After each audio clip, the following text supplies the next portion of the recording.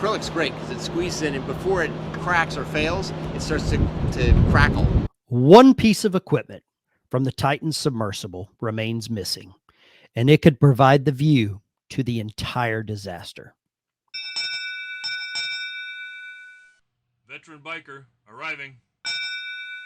A little over a month ago, the Titan submersible left the Polar Prince on a excursion or a dive to the Titanic wreckage. On board was the CEO, Stockton Rush, and 4 other passengers. And those 4 passengers paid $250,000 each to go down and look at the wreckage of the Titanic. And they were all going to gather around the portal. It's an acrylic window that they would all be able to see the Titanic wreckage. There's been a lot of wreckage from the submersible recovered, and the one piece that is still missing is that acrylic portal. That piece could hold the answers to the entire disaster. And I hope it's recovered so that we can put these pieces back together and find out exactly what happened. And other organizations and other companies that want to do something like this can learn from this disaster so that those that died on this voyage did not die in vain. Now, I've found a couple of video clips that I want to share with you. The first one is from a local news station in Seattle, Como News. And they have some video of what the Titan looked like and some other information prior to its journey. And I'm going to share some of that with you now. An Everett-based company just finished building a submarine that they'll take to the Titanic this summer. It's going to be amazing. It's part of a project to survey the wreckage of the ship. Como's Gabe Cohen got an up-close look today. He has more. Pat, how long would it take you to take these off? Our deep dive starts at sea level in the Ocean Gate workshop. Cutting this a little bit. Where the team is putting the final touches on Titan, their most advanced submersible yet. Brings a tear to my eye. That's Director of Engineering Tony Nissen. It's a lot of pain to get here. So you see the acrylic window here. See how large it is compared to the gentleman standing next to it. Very large. I think he says it's about 5 inches thick. So it was a lot of pain to get here. We did this extremely fast. Their goal was to build. Did you hear that? They did this extremely fast. Okay. Build a vessel that can dive 3,800 meters for a mission to the Titanic. Titan is headed there in June. It can dive 4,000 meters, thanks in part to its carbon fiber structure. The strength, weight, and buoyancy that we get out of it exceeds really any other material out there. Tony says this frame will feel about 150 million pounds of pressure near the ocean floor, but the team inside won't feel a thing. 150 million pounds of pressure. You heard that. 150 million pounds of pressure. A team of 5 will squeeze into Titan for each dive and view the wreckage on these monitors. To fly the vessel, the pilot uses a PlayStation controller. You see that? PlayStation controller, 5-inch thick acrylic window. Okay. Over 6 weeks of dives, laser scanners and high-def cameras will map the Titanic and its decay over the past century. Now, here's a little still shot of the acrylic window. Now, I can't confirm this, and neither can you. But if you look here at the acrylic, does that look like you want to rely on it for your life or 5 lives? This looks a little sketchy if you look at that outer ring. Now, I don't know if that's reflection or cracks. I'll let you decide. It's part of a larger project to study the effects of shipwrecks on our oceans. That is the view here that those passengers on board wanted. They wanted to be exactly in your position, looking out at the Titanic. And this one piece of equipment is what's missing, or this one part of the submersible is what's missing that could hold all the answers and all the clues. And I'll show you here a couple of images of them pulling the front titanium ring back up. And this piece of glass is gone. It is blown out. We may never find it, but that could really hold a lot of the information as to why the submersible and the passengers perished. And this is critically important when you realize that there are tens of thousands of shipwrecks from World War II, many of which sank with toxic chemicals and fuel oil on board. The final pieces will be put on Titan this week. Then practice dives begin as they count down to their big descent. Very excited. In Everett, Gabe Cohen, Como News. Okay, that is pretty cool. OceanGate plans to survey the Titanic every year moving forward. They're also bringing 54 paying civilians along, and they hope to increase awareness of ocean exploration. And Everett. Did you hear that? At the very end, they mentioned that they're bringing 54 paying civilians. So 54 people times $250,000 each works out to a little over $13 million that they were going to generate in revenue from this underwater tourism. That is alarming. That's alarming. Now, I've got another video clip that I want to show you here. So you just saw this. This was them putting it together, getting ready for this expedition on the Titanic. The next clip I want to show you is from a previous expedition and a gentleman talking about what it was like going down to the Titanic the previous year. Understand what it's like to be inside the Titan. We would like to talk to someone who has been there. Aaron Newman was a passenger on the submersible in 2021. He is also an investor in OceanGate. Aaron, take us inside. What is it like to physically be inside there?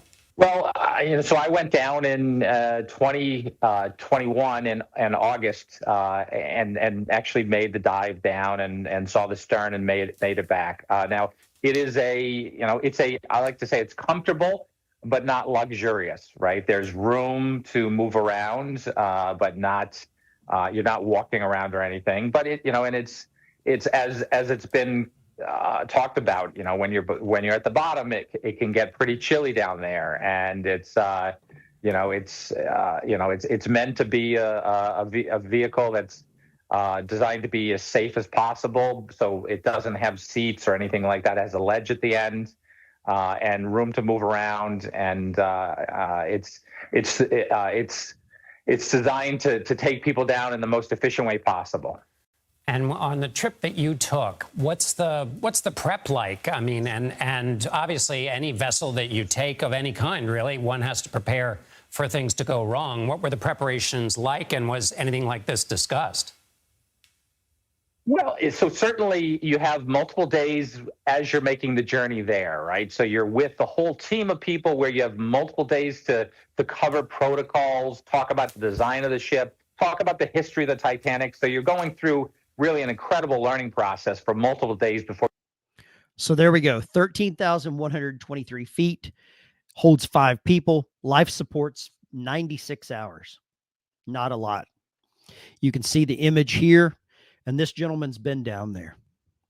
You would even get in the sub. So they would cover, the types of things like the drop weight systems. One of the most important pieces of the craft is the ability to drop those weights, which would allow you to gain back the kind of a positive buoyancy and float to the top. So that system is designed as robustly as possible. So there's multiple ways for that to drop, and it's designed to say, if things go wrong, it should float to the top as easily as possible. So hopefully we'll see that happen. There have been some reports. We just had a report about issues that were raised about possible safety issues with the Titan. Was it safe as can be? Absolutely. I mean, so I think to start with, those reports are on a different version of the Titan, not even on this version of the Titan. So it's a little misleading to throw those accusations at the current Titan version. But it is, safety was the number one protocol. We covered everything from what would happen in a fire to what would happen if weights didn't drop, what are the backup systems, to, communicating in the worst case scenario. So there was a lot of training. And the fact is, the 5 people that are on board, these are not tourists, right? These are experienced people who have explored in many, many places. These are the type of people that will be calm and collected, work together. He said they're not tourists. These people have been in difficult situations. They're going to remain calm and cool and collected. Do you think this 18-year-old kid, the son of Shahzada Dawood, was trained? Do you think that? I don't. Together to figure out a way to do this. I mean, you take somebody like P.H. Nargeolet, probably the most experienced submarine expert in the world in terms of his ability to, he's been diving for 60 years. So there is no team better that would be able to handle this scenario than the people aboard this craft right now. Given that you know the craft and the people on it, what was your reaction to news of underwater noises being detected? Did that mean anything special to you? It's hard to tell from this. We're not on the search and rescue teams. Obviously we're going to cling on to every. So this video was made before it was confirmed that the Titan had met its demise. This is a hopeful video. Possible thing that we can get, but it's hard to tell what that noise could be. We are just hoping with every ounce that we can that this is somebody on the inside, hitting the side with a wrench or doing something to try to signal, and doing it in a way on a regular basis to make it more obvious that this is a human doing it, not a piece of the Titanic banging against something or an animal making some noise. So these are skilled people who would have that kind of presence to do that. Aaron Newman, former passenger on the Titan submersible, thank you so much for being with us and helping us understand that. Okay, so there you go. You saw the video of the prior to the dive, and then you saw this video. This was a video release, kind of an investigative report with CBS Evening News, talking with a former passenger and now an investor with the Titan submersible and the Ocean Gate Company. Now, we all know the ultimate demise and the ultimate outcome of what occurred and the loss of life for those that were on board. What is concerning, and there's a couple of things that I'd like to point out. They had plans for 54 future passengers, totaling $13.5 million. They were drug out by the Polar Prince before this submersible was actually carried on the mothership. In an effort to cut costs, they rented a smaller ship, put the submersible on a platform, and drug it out through heavy and maybe tumultuous seas that it could have been banged around on, and gave away some of the integrity of the carbon fiber. That's also a problem. Carbon fiber is fragile. It has a shelf life, as we've confirmed through other videos and previous reports, that carbon fiber does have a shelf life. The titanium was only on the end caps. That's other problem. Submarines, especially U.S. Navy and other military grade submarines, have a complete metal hull. And they're also, been through much more rigorous testing. Now, this organization, Ocean Gate, was registered in the Bahamas. So the licensing, the standards, the testing, those types of protocols are probably not in place, which could have ultimately led to the demise of this entire project. My heart goes out to those that were lost. However, think about what could have happened in the future. Think about that. Think about how many future dives were planned. 54 future passengers totaling $13.5 million. More needs to come out as far as the wreckage that they have found. More information needs to be released to the public, and we need to know. Other organizations that are doing exactly what they're doing, which is underwater tourism or submarine tourism, they're out there and they're happening. And those organizations, those companies, and people like us need to know what's going on. And I firmly believe if we find that one piece of equipment, that acrylic window, that could lead or show us what happened. All of the people on board wanted to see the Titanic through that piece of acrylic, that 5-inch piece of acrylic. And now, if we can find that piece of acrylic, we can put to bed what happened, or definitely fill in some blanks and put some pieces together about what happened. With that being said, I'm the Veteran Biker. I'll see you on the road. Till next time, take care. So what's the material of that? It's acrylic, plexiglass. Wow. Yeah, and it is 7 inches thick. It weighs about 80 pounds. And when we go to the Titanic, it will squeeze in about 3/4 of an inch. It just deforms. Acrylic's great because it squeezes in, and before it cracks or fails, it starts to crackle. And so you get a huge warning if it's going to fail.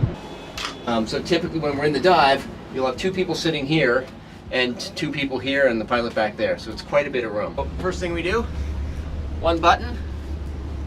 Let's hope it doesn't detonate. Wow.